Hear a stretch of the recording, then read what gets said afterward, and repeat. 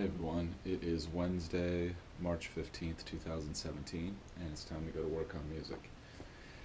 Today's been full of distractions, just a lot of stuff trying to pull me off my game. When people want stuff from you, they want it now.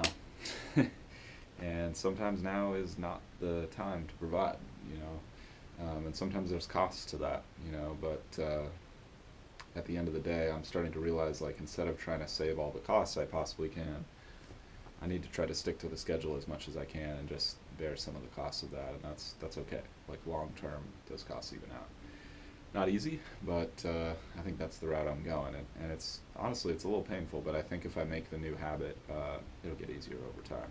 And I just don't think that those distractions are going away anytime soon. I just think that's a constant thing, and getting better at managing it is um, really the way to go.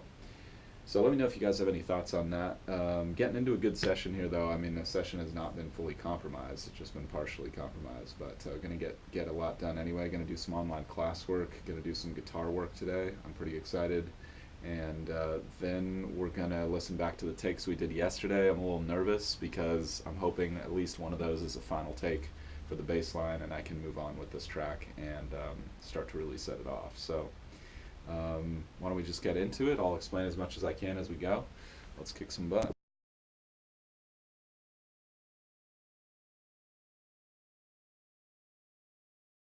All right.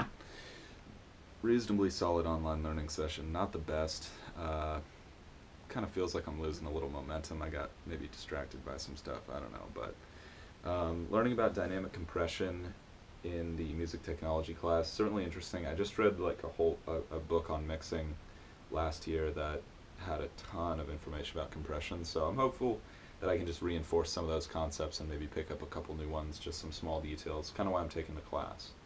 Um, so that'll be cool. And then I was doing some more Rush research. I mean, definitely really interesting what they went through in the latter part of their career. And I ended up looking up a live performance of theirs recently, and I mean, you kind of hand it to those guys. Like, they're just pioneers of rock music and godfathers of progressive rock, certainly popular progressive rock.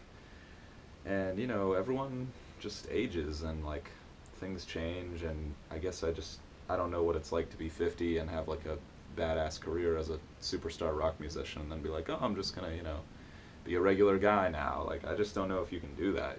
So all respect to those guys for still killing it, even in their like 50s and 60s. I mean, that's pretty fucking epic, man.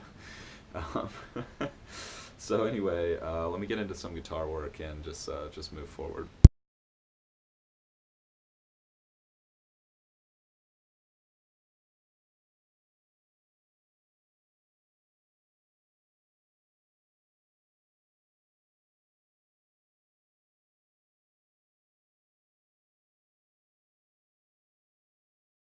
All right, pretty good guitar practice there. A little shorter than I would have liked, but it's all good.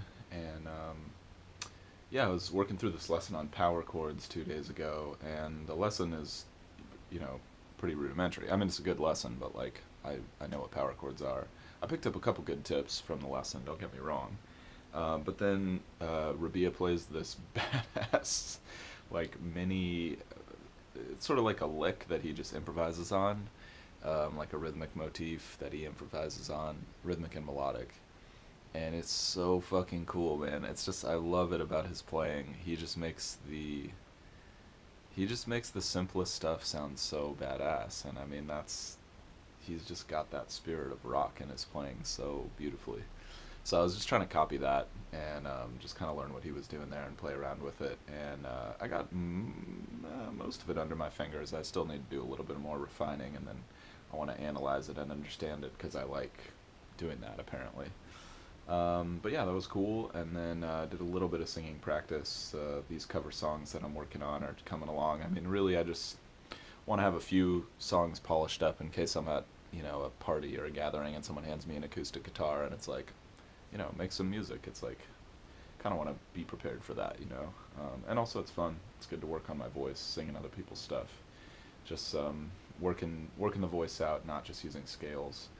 and stuff like that. Because like, when do you sing a scale in an actual song? You know, I mean, like, I'm sure there's a couple examples, but most of the time it's not that. So now I'm gonna get into listening to these bass lines. I'm just, I'm hopeful that they're really dope, but I'll accept it if they're not that fresh, and I can hit them again and keep recording them. But it would be great to knock that out and move on. It's been a little painful.